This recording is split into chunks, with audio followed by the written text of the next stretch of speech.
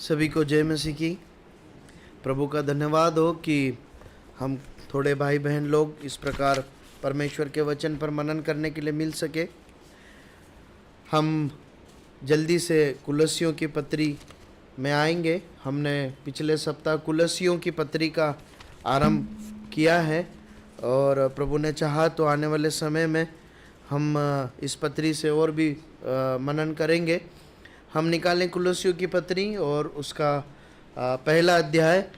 समय आज थोड़ा हमारे पास सीमित है, इसलिए एक आयत से 7 आयत तक ही पढ़ेंगे और उसके बाद हम इस पर मनन करेंगे।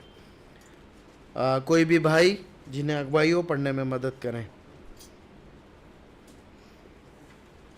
कुलस्सियों उसका पहला अध्याय 1 आयत से 8 आयत तक पढ़ लीजिए।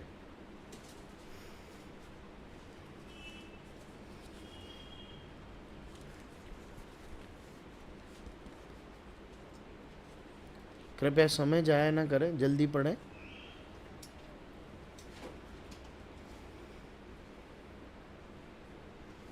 पौलुस की ओर से जो परमेश्वर की इच्छा से मसीह यीशु का प्रेरित है, और भाई तीमुथियुस की ओर से मसीह में और पवित्र और विश्वासी भाइयों के नाम जो कुलुस्से में रहते हैं, हमारे पिता परमेश्वर की ओर से तुम्हें अनुग्रह और शांति प्राप्त होती रहे। हम तुम्हारे लिए नित्य प्रार्थना करके अपने प्रभु यीशु मसीह के पिता अर्थात परमेश्वर का धन्यवाद करते हैं, क्योंकि हमने सुना है कि मसीह यीशु पर तुम्हारा विश्वास है और सब पवित्र लोगों से तुम प्रेम रखते हो, उस आशा की हुई वस्तु के कारण जो तुम्हारे लिए स्वर्ग में रखी हुई है। इसका वर्णन तुम उस सुसमाचार के सत्य वचन में सुन चुके हो जो तुम्हारे पास पहुंचा है, और जैसा जगत में भी फल लाता और बढ़ता जाता है, वैसे ही जिस दिन से तुमने उसको सुना और सच्चाई से परमेश्वर का अनुग्रह पहचाना है, तुम में भी ऐसा ही करता है। उसी की शिक्षा तुमने अपने प्रिय सहकर्मी इपफ्रास से पाई, जो हमारे लिए मसीह का विश्वास योग्य सेवक है। उसी ने तुम्हारे प्रेम को जो आत्मा में है हम पर प्रकट किया। परमेश्वर अपने वचन के पढ़े और सुने जाने पर बहुतायत से आशीष दें और इसके द्वारा हमें परमेश्वर अपने हृदय में जो हमें सिखाना चाहते हैं वो प्रकट करें और सिखाएं। प्रभु सहायता करें। हमने पिछले दिनों जब कुलस्सियों की पत्री का आरंभ किया तो उसके कुछ उसके प्रस्तावना स्वरूप या उस पत्री को और वहाँ की भौगोलिक अवस्था को, उस कलीसिया को थोड़ा सा हम पहचान ले, इसलिए कई बहुमूल्य सत्य को देखा था। तो आप में से जो लोग उपस्थित थे, अच्छा होगा कि जल्दी से उन बातों को जो भी आपको स्मरण आती है, चाहे क्रमानुसार ना स्मरण आए, पर जो भी आपको स्मरण आती है जल्दी से आप बताएं, ताकि हम उसको दोहराते हुए आगे बढ़ेंगे, ताकि हमारे लिए मनन करना आसान हो। क्या क्या बातें देखी थी? हमने इस बात को देखा था कि जो है कुलस्से जो शहर है वो एक व्यापारिक शहर था, एक पुराने समय में व्यापार का स्थान था, लेकिन बहुत ही सुनामी एक शहर के रूप में वो शहर नहीं रहा। और क्या देखा था?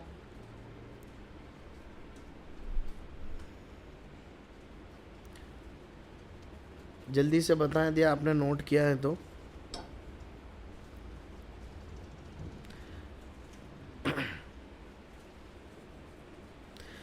इस पत्री को पौलुस लिख रहा है।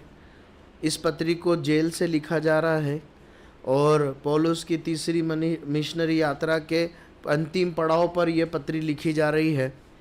हमने इस बात को देखा था कि इपफ्रास की मुलाकात पौलुस से जेल में हुई और उसने इस कलीसिया से पौलुस को परिचित कराया, और इस प्रकार परिचय कराने के फलस्वरूप पौलुस के मन में इस कलीसिया को पत्र लिखने के लिए परमेश्वर के आत्मा ने उभारा। इस पत्र को पहुंचाने वाला कौन है? कौन है? तुखिकुस है। तुखिकुस जो प्रभु के दास हैं, उन्होंने इस पत्र को इस कलीसिया तक पहुंचाया है। उसके बाद हम देखते हैं कि ये कलीसिया जो थी, यहाँ के विश्वासी लोग अधिकांश अन्य जाति थे, और न केवल अन्य जाति समुदाय से विश्वास में आए थे, परंतु बाइबल विद्वानों का ऐसा मानना है कि ये जो कलीसिया के विश्वासी लोग थे, ये किस प्रकार कलीसिया युग का आरंभ हुआ और कैसे कलीसिया मसीह में बढ़ी और उनका कैसे संचालन हुआ करता था, उससे भी बहुत ज़्यादा परिचित नहीं थे, अनभिज्ञ थे। इसलिए ये पत्री बहुत महत्वपूर्ण हो जाती है, जिस पत्री में पौलुस परमेश्वर वचन के द्वारा कई महत्वपूर्ण बातें उन्हें सिखाता है। फिर हमने देखा था इस पत्री को लिखने का जो मुख्य उद्देश्य है या विषय वस्तु है, तो हमने इस बात को देखा था कि मसीह की सर्वोच्चता व पूर्णता या पर्याप्तता, मतलब मसीह पर विश्वास करना और मसीह के बारे में जानना, उसके पीछे चलना, मसीह अपने आप में पर्याप्त है, इस बात को पौलुस सिखाना चाहता है। और प्रभु यीशु मसीह के व्यक्तित्व के बारे में और प्रभु यीशु मसीह के कार्यों के बारे में प्रकट करता है। उसके बाद जो झूठी शिक्षाएं हैं, ज्ञान गुणवाद है, उसके खिलाफ कुछ सच्चाइयों को सिखाता है। और विश्वासियों के साथ मसीह के साथ एक विश्वासी की कैसी सहभागिता है या उसकी गहराई या उसका महत्व क्या है, वो इस बात को सिखाता है। उसके बाद हमने कुछ सच्चाइयों को देखा था। पहली आयत से हमने इस बात को देखा था कि सेवकाई में जब कलीसिया सेवकाई की बात की जाती है, सो उस सेवा में उसके फलवंत होने में एक से अधिक भाई या बहनों का योगदान होता है।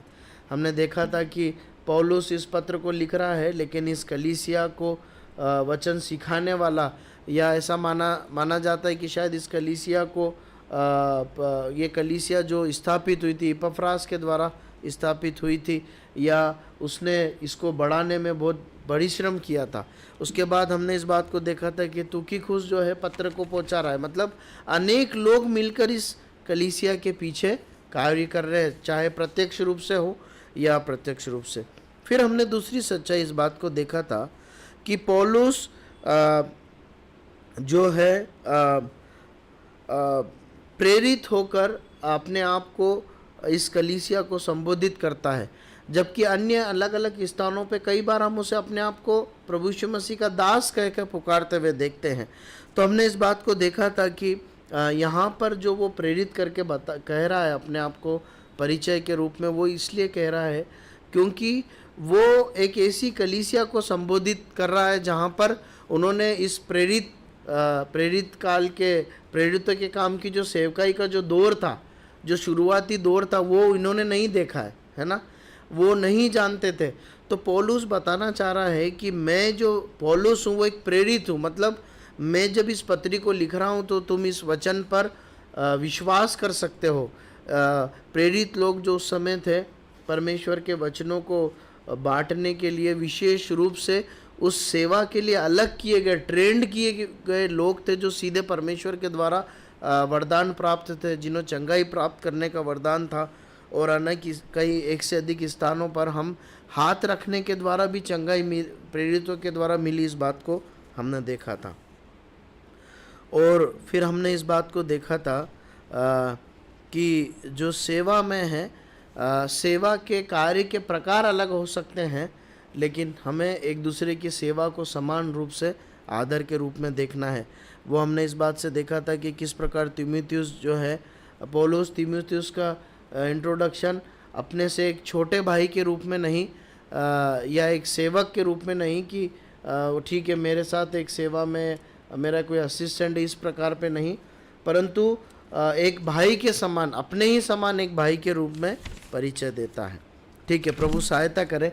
तो इस प्रकार बहुत ही सरल एक परिचय हमने इस पत्रिका देखा था, जिसमें हमने इस शहर की भौगोलिक अवस्था, इस कलीसिया की आत्मिक अवस्था और कैसे ये कलीसिया प्रभु में आई और इस पत्रिका लिखने का उद्देश्य क्या है वो देखा।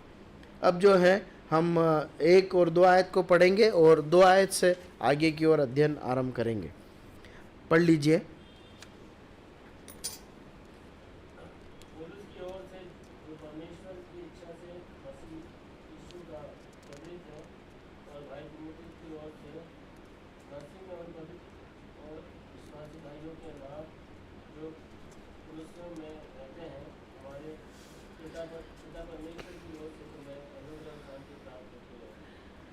देखिए यहाँ पर बहुत ही सुंदर दो नामों से पौलुस कलीसिया के विश्वासियों को संबोधित कर रहा है ना।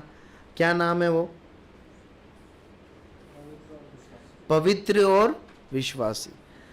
परमेश्वर के वचन में विश्वासियों को कलीसिया के विश्वासियों को अनेक तुलनात्मक नाम से पुकारा गया या संबोधित किया गया। यहाँ पर हम दो नामों को देखते हैं, संबोधन, दो प्रकार के संबोधन को देखते हैं। एक है पवित्र और एक है विश्वासी। पवित्र मतलब जब पौलुस इस प्रकार से कह रहा है कि तुम जो पवित्र हो, इसका मतलब प्रभु यीशु मसीह के लहू से शुद्ध हुए, उसके द्वारा छुड़ाए गए लोग और संसार से अलग किए गए लोग। पौलुस जब उन्हें पवित्र करके संबोधित कर रहा है, मतलब वो बताना चाहता है, वो इस प्रकार कहना चाहता है कि कुलस से शहर में उन तमाम लोगों के बीच में से अलग किए गए लोग। उसके बाद वो कहता है कि और विश्वासी लोग, मतलब जिन लोगों ने प्रभु यीशु मसीह को अपना उद्धारकर्ता या परमेश्वर करके, मुक्तिदाता करके चुना है, जिन्होंने प्रभु यीशु मसीह पर विश्वास करके उन्हें उसके पीछे चलने का निर्णय लिया है, वो लोग हैं विश्वासी। अब देखिए इन दो तुलनात्मक संबोधन के द्वारा या इस दो प्रकार के संबोधन के द्वारा पौलुस कलीसिया के विश्वासियों को उनकी एक आइडेंटिटी बता रहा है ना, पहचान बता रहा है। परमेश्वर तुम्हें कैसे करके देखता है ना। आत्मिक पहचान में तुम्हारी पहचान क्या है? जब परमेश्वर के अन्य लोग तुम्हें देखते हैं और जब परमेश्वर तुम्हें देखता है तो कैसे देखता है, ये यहाँ पर पौलुस कलीसिया को बताना चाह रहा है। परमेश्वर कैसे देखता है? परमेश्वर तुम्हें इस रूप में देखता है कि इस कुलस से शहर में ये जो कलीसिया है, मतलब ये जो लोग हैं, इस शहर में से मेरे लिए अलग किए गए, मेरे द्वारा अलग किए गए लोग हैं, मतलब पवित्र किए गए लोग। ये जो लोग हैं, ये परमेश्वर देखता है कि मुझ पर, मेरे पुत्र पर विश्वास करने वाले लोग। प्रियो, हमारे मसीही व्यवहारिक जीवन में एक बात हमें हमेशा पहचानना है या जानना है कि मेरी आत्मिक एक पहचान है ना। हमारी सांसारिक रूप से एक पहचान है। लोग हमें, जैसे अगर हम बात करें हमारे मोहल्ले में, हमें लोग एक पहचान के रूप में जानते हैं। जैसे यदि बात की जाए तो अगर मेरे बारे में पूछेंगे तो मेरे मोहल्ले वाले बताएंगे कि हाँ साइलस भैया हैं, रॉबिन्सन भैया हैं। मेरे मोहल्ले के लोग मुझे रॉबिन्सन नाम से बोलते हैं। रॉबिन्सन भैया हैं, वो अस्पताल में काम करते हैं। और उनके छोटे भाई हैं, दूसरे जो रॉबिन्सन भैया हैं वो आर्मी में थे और फिलहाल अभी बहुत सारे लोगों को लगभग मालूम है कि अभी उनकी एक नई जॉब, पटवारी की जॉब लगी है ना। तो ये एक पहचान हुई जिससे समाज हमें पहचानता है। लेकिन आत्मिक पहचान अलग होती। यहाँ पर आत्मिक पहचान पौलुस बता रहा है कि तुम जो लोग हो, कलीसिया के विश्वासी जन हो, तुम विश्वासी हो, प्रभु यीशु मसीह पर विश्वास करने वाले हो और तुम पवित्र किए हुए, परमेश्वर के लिए अलग किए हुए। इसके क्या मायने हैं? इसके ये मायने हैं कि जब हम अपने आप की आत्मिक पहचान को जानेंगे कि हम कौन हैं, तो उसके अनुसार हम व्यवहार करेंगे, उसके अनुसार हमारा प्रत्युत्तर होगा। जब परमेश्वर का वचन हमें एक पवित्र जन, मतलब एक ऐसे जन के रूप में संबोधित करता है, हमारा परिचय देता है कि हम जहाँ हम रहते हैं, जहाँ मैं रहता हूँ, उस शहर, उस समाज से परमेश्वर ने मुझे अपने लिए शुद्ध करके अलग किया है। जब इस प्रकार की एक धारणा हमारे हृदय में होगी कि मैं इस रूप में पहचाना गया हूँ, परमेश्वर ने मुझे इस रूप में एक आइडेंटिटी देकर रखा है, तो हम उस संसार में एक अलगाव का जीवन और एक सच्चे मसीह जीवन को जी पाएंगे। प्रभु सहायता करे। अब पौलुस ऐसे विश्वासी जनों को, ऐसे पवित्र जनों को, कलीसिया के लोगों को इस प्रकार कहता है कि हमारे पिता परमेश्वर की ओर से तुम्हें अनुग्रह और शांति प्राप्त होती रहे। अब देखिए, लगभग हर एक पत्री में हम इस प्रकार का संबोधन देखते हैं, लेकिन जब इस संदर्भ में मैं इसे मनन कर रहा था तो इस प्रकार से एक विचार मन में आया कि देखिए, ये किसको संबोधित किया जा रहा है? विश्वासियों को, कलीसिया को मतलब। तो फिर ये जो है अनुग्रह और शांति परमेश्वर के पिता की ओर से केवल किसके लिए है? कलीसिया के लिए, उन लोगों के लिए जो अलग हुए हैं, है ना? आप समझ रहे हैं? परमेश्वर की अनुग्रह और शांति कुलस्से शहर में जन साधारण के लिए नहीं है, है ना? एक सार्वजनिक एक आशीर्वाद के रूप में नहीं बट रही है, परंतु परमेश्वर का वचन या पौलुस कलीसिया को बताना चाहता है, ये किसके लिए है? तुम्हारे लिए, तुम्हारे लिए। प्रियो, हमारे लिए पता है, एक कलीसिया के रूप में प्रभु यीशु मसीह के शिष्य होने के कारण हमारे लिए बहुत एक प्रोत्साहन की बात है, या हमारे लिए बहुत उत्साह की बात है कि परमेश्वर की शांति और अनुग्रह हमारे साथ हमेशा बना हुआ है, हमेशा बना हुआ है। जब हम यात्रा करते हैं, जब हम अपनी नौकरी करते हैं, जब हम अपने घर की जिम्मेदारियों को निभाते हैं, है ना? जरूरी नहीं है कि जो नौकरी करते हैं और यात्रा करते हैं तभी अनुग्रह और शांति बरसती है, नहीं। परंतु हमारे घर में जो हमारी बहनें हैं, जो जॉब नहीं करती लेकिन घर की जिम्मेदारियों को संभालती है, हमारे परिवार में हमारे बुजुर्ग हैं जिन्होंने एक समय नौकरी जिम्मेदारी को निभाकर अब वो अपने उम्र के उस पड़ाव पर जहाँ पर वो घर पर रहते हैं। परमेश्वर का अनुग्रह और शांति हम सभी पर समान रूप से बरसती है। परमेश्वर समान रूप से अपनी शांति और अनुग्रह से हमें भरता है। इसीलिए हम में से हर एक अपने जीवन के अलग अलग क्षेत्रों में उस शांति और अनुग्रह को महसूस कर पाता है। क्यों? क्योंकि शांति और अनुग्रह की आवश्यकता केवल उन लोगों को नहीं होती है जो नौकरी की चुनौतियों में हो, है ना, या जो अस्वस्थ हो, या जो कहीं यात्रा कर रहे हो, है ना, वैसा नहीं है। हर एक व्यक्ति को परमेश्वर के अनुग्रह और शांति की आवश्यकता है, चाहे वो किसी भी रोल में, किसी भी कार्य में देते हुए अपनी जीवन को जी रहा है। प्रभु का धन्यवाद हो कि प्रभु ने अनुग्रह और शांति हमारे लिए रखी है। ठीक है, तीसरी आयत को पढ़ते हैं। क्या लिखा है? पढ़ लीजिए। हम तुम्हारे लिए नित्य प्रार्थना करके अपने प्रभु यीशु मसीह के पिता अर्थात परमेश्वर का धन्यवाद करते हैं। अब देखिए, यहाँ पर पौलुस कहता है हम तुम्हारे लिए प्रार्थना करते हैं। मतलब किसके लिए प्रार्थना करते हैं? कलीसिया के लिए प्रार्थना करते हैं। देखिए, एक विश्वासी के रूप में मेरे और आपके लिए कलीसिया एक बहुत ही अनिवार्य एक प्रार्थना और धन्यवाद विषय होना चाहिए, या है।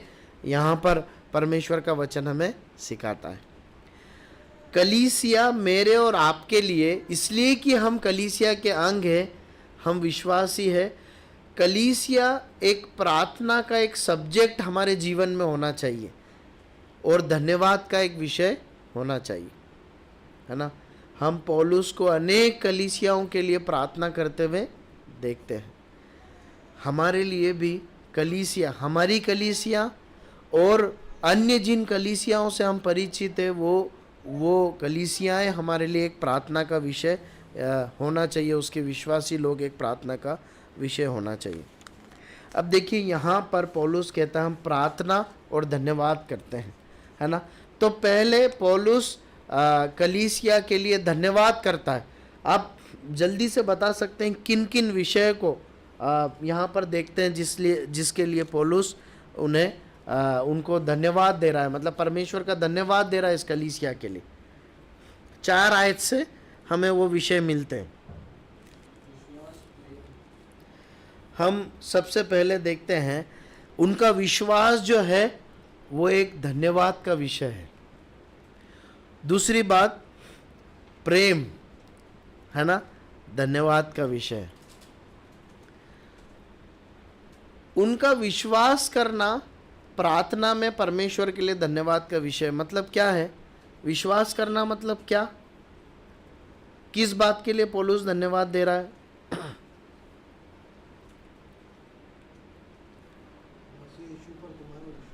हाँ, तुमने प्रभु यीशु मसीह को चुन लिया, तुमने प्रभु यीशु मसीह पर इस बात का भरोसा कर लिया कि यही परमेश्वर है, यही मेरे पापों के बदले मनुष्य देह धारण कर कर क्रूस पर बलिदान हुआ और यही मेरे पापों को क्षमा कर सकता है, इसलिए मैं अपने पापों की माफ़ी मांगता हूँ और विश्वास के साथ अपना जीवन यात्रा को इनके हाथों में सौंपता हूँ। ये जो तुम्हारा विश्वास है ना, ये परमेश्वर के प्रति, परमेश्वर के लिए एक धन्यवाद का विषय है। देखिए, मैं आपको बताना चाहता हूँ कि हम जो प्रभु यीशु मसीह पर विश्वास किए हैं ना, ये हमारी कोई बहुत बड़ी योग्यता या उपलब्धि नहीं है, परंतु ये परमेश्वर का बहुत बड़ा अनुग्रह है। यह परमेश्वर के लिए एक धन्यवाद का एक सब्जेक्ट है कि प्रभु धन्यवाद हो कि हम विश्वास कर पाए, है ना।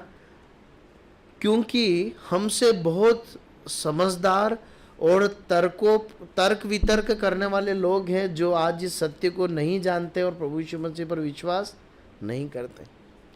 इसलिए यदि हम विश्वास कर पाए तो परमेश्वर के प्रति ये बहुत धन्यवाद का विषय है। और दूसरी बात वो कहता है किसके लिए धन्यवाद देते हैं? प्रेम के लिए। किससे प्रेम है उन्हें? है? पवित्र लोगों से प्रेम है। और देखिए, ये कलीसिया न केवल परमेश्वर से प्रेम करती थी परंतु एक दूसरे से प्रेम करती थी, और उनका एक दूसरे से प्रेम करना, परमेश्वर से प्रेम करना दूसरे लोगों के लिए धन्यवाद का विषय था। एक उदाहरणीय एक बात थी। 8वीं आयत में भी पौलुस इस बात को कहता है कि उसी ने तुम्हारे प्रेम को जो आत्मा में हम पर है प्रकट किया। देखिए, ये कलीसिया के विश्वासी जन हमें एक महत्वपूर्ण बात सिखाते हैं कि न केवल हमें परमेश्वर से प्रेम करना चाहिए परंतु हमें एक दूसरे से भी बेइंतहा प्रेम करना चाहिए। अगर हम परमेश्वर से प्रेम करते हैं तो हम एक दूसरे से भी प्रेम करेंगे, ये अनिवार्य एक बात है। परमेश्वर के वचन में इस प्रकार लिखा है, जिसने अपने भाई को जिसे उसने देखा अगर प्रेम नहीं कर सकता तो वो परमेश्वर से जिसे उसने कभी देखा नहीं क्यों कर प्रेम करेगा। प्रियो, यदि परमेश्वर के वचन के प्रकाश में हमें ये जांचना है ना, मुझे और आपको, कि मेरे हृदय में परमेश्वर के लिए प्रेम कितना गहरा है, तो पता है हमें अपने हृदय में अपने प्रियजनों के प्रति, कलीसिया के भाई बहनों के प्रति जिन्हें हम रोज़ मिलते जानते हैं, उनके प्रति प्रेम कितना है, कैसा है, ये देखना है। अगर सच में हमारे भाई बहनों के प्रति हमारे हृदय में प्रेम है ना, उनसे लगाव है, उनके प्रति चिंता है। देखिए, प्रेम का मतलब ये नहीं है कि हम उनकी गलतियों को ढांप रहे हैं, ऐसा नहीं है, है ना, कि हम जैसे हो बस प्रेम ही करे जा रहे हैं। यहाँ पर वो अर्थ नहीं है।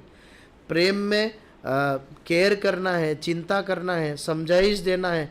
कई बार प्रेम में ताड़ना देना भी है, करेक्शन भी है, मिलना जुलना, ये सारी बातें मिलकर प्रेम प्रकट होता है।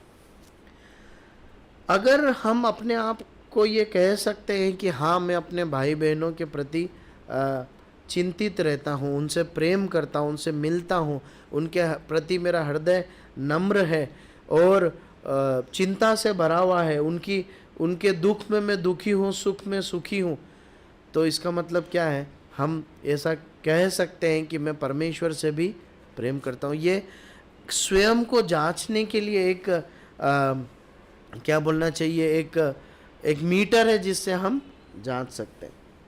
तो यहाँ पर हम इस कलीसिया के विषय में पढ़ते हैं कि न केवल परमेश्वर से परंतु एक दूसरे से ये प्रेम करते थे, और वो बहुत एक उदाहरणीय बात हमारे लिए है। उसके बाद कुछ और विषय है क्या जो धन्यवाद के मिलते हैं? वो उनके अंदर आशा है ना, वो आशा करते हैं। और एक और बात को हम देखते हैं,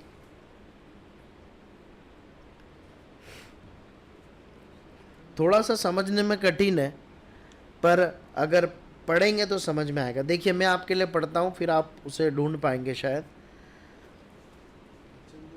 क्योंकि हाँ वहाँ पर लिखा है वचन तुम में फलवंत हुआ है।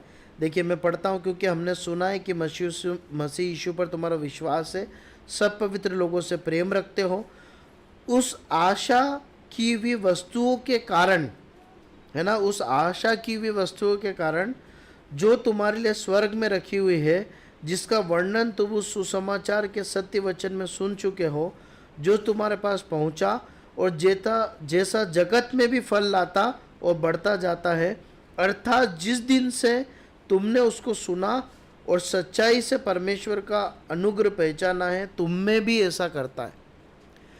देखिए ये कलीसिया थी जिसमें वचन फलवंत हो रहा था, बढ़ रहा था।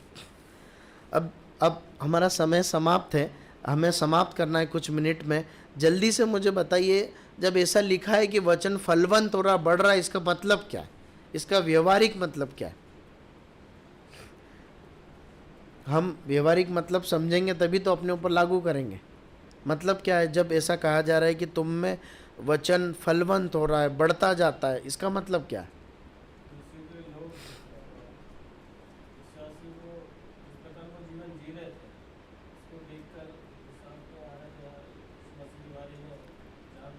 और जान लेते हैं। हाँ, मतलब एक अर्थ ये हुआ जो भाई विलियम ने बताया कि वचन उनके द्वारा और लोगों तक पहुंचता जा रहा था, बढ़ते जा रहा था वचन का प्रचार, और लोग विश्वास करते जा रहे हैं। और कुछ अर्थ निकलता है। जो पुरानी कुरीतियां थी उनको त्याग दिया और वचन के अनुसार चल रहे थे। देखिए जब वचन हम में फलवंत हो रहा है या नहीं, वचन हम में बढ़ रहा है या नहीं, जब इसकी बात की जाती है तो दो सामान्य अर्थ समझे जा सकते हैं। पहला कि हमारे द्वारा वचन और लोगों तक पहुंच रहा है या नहीं पहुंच रहा है। अगर पहुंच रहा है इसका मतलब वचन फलवंत हो रहा है, हमारे द्वारा हम में फलवंत हो रहा है। और दूसरी बात, हम वचन के प्रति कितने आज्ञाकारी है, हम वचन सुनते तो हैं, पढ़ते तो हैं, कितना मानते हैं। यदि हम अधिकाई से वचन मानते और उस पर चलते हैं, इसका मतलब क्या, वचन हमारे अंदर फलवंत हो रहा है ना। जैसे एक बीज के दृष्टांत में हम देखते हैं, वो मिट्टी में बोया गया, लेकिन हर मिट्टी में फलवंत नहीं हुआ, है ना। किसे फलवंत बोना गया, जहाँ पर वो पेड़ उगकर फल लाने लगा, वो बीज उगकर फल लाने लगा, वहाँ पर उसे फलवंत करके कहा गया। तो मुख्य रूप से हम तीन बातों को देखते हैं। विश्वास उनका धन्यवाद का विषय था, उनका एक दूसरे के प्रति प्रेम धन्यवाद का विषय था, और वचन धन्यवाद का विषय था। और इन सब के पीछे कारण क्या है? क्योंकि उनकी आशा क्या है? भविष्य की ओर लगी हुई है ना। लिखा है ना 5वीं आयत में, उस आशा की हुई वस्तुओं के कारण जो तुम्हारे लिए स्वर्ग में रखी हुई है। क्यों वो एक दूसरे से प्रेम करते हैं? क्यों विश्वास का जीवन जी रहे हैं? क्यों जो है उनके अंदर वचन के प्रति आज्ञाकारिता है और वचन को प्रचार करते हैं? उनकी आशा क्या है कि हमें एक दिन क्या मिलने वाला है, अनंत जीवन में इसका प्रतिफल मिलने वाला है। प्रियो, अपना मसीह जीवन जीते जीते मालूम है हमें ये बात अपने आप को बार बार स्मरण दिलाना है कि मैं जैसा जीवन जी रहा हूँ, मैं जैसे कार्यों को कर रहा हूँ, मैं जिन बातों को चुन रहा हूँ, जिसके पीछे चल रहा हूँ, उसका एक दिन प्रतिफल मुझे मिलेगा। एक दिन प्रतिफल मुझे मिलेगा। पौलुस एक जगह पर इस प्रकार कहता, जिसने जैसा परिश्रम किया है वैसा फल उसे मिलेगा, है ना।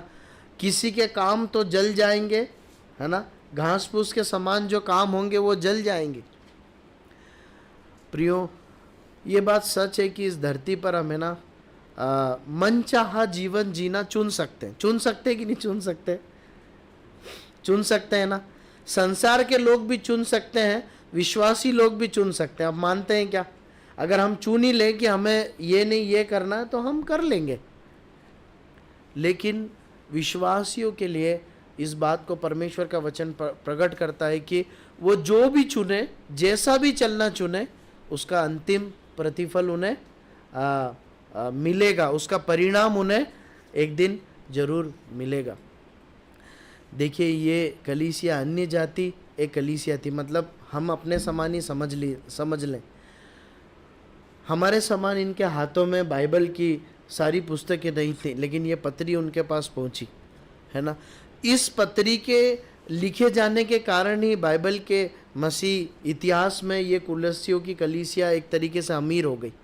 लेकिन इस कलीसिया के से हम बहुत एक महत्वपूर्ण बात सीखते हैं कि क्या, कि ये लोग भविष्य की ओर देखकर, भविष्य के प्रतिफल की ओर देखकर आज अपना जीवन जी रहे थे।